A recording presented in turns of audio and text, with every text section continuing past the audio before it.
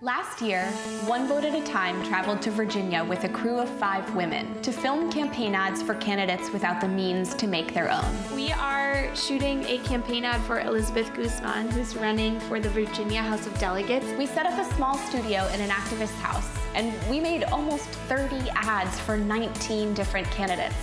Some of the races were close, but not a sure thing. Some of the candidates had been written off by the party and by their opponents. And sometimes we were the only activist group to work with these no-shot-in-hell candidates. But we believed in them. My experiences in this country have assured me that it's important to stand up and protect the American dream. That's why I'm running for office. This is one of the hardest things I've ever done, but being of service is more important than my fear. We knew that if voters could meet the candidates, they would see what we saw. Passionate, kind people fighting to represent their communities. And we knew voters needed to see them again and again so that they could recognize our candidate's name when they saw it in the voting booth.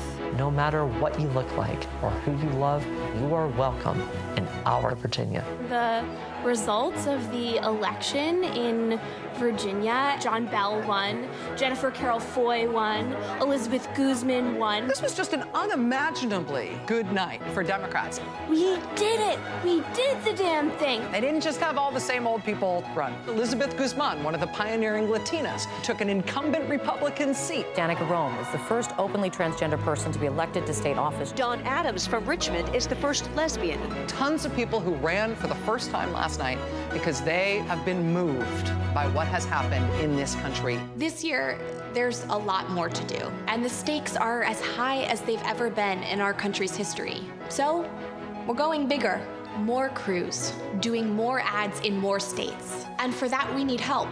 We need money, but we also need directors, access to equipment, local crews, locations, studio space, and post-production facilities. The more that we have to work with, the more candidates we can help.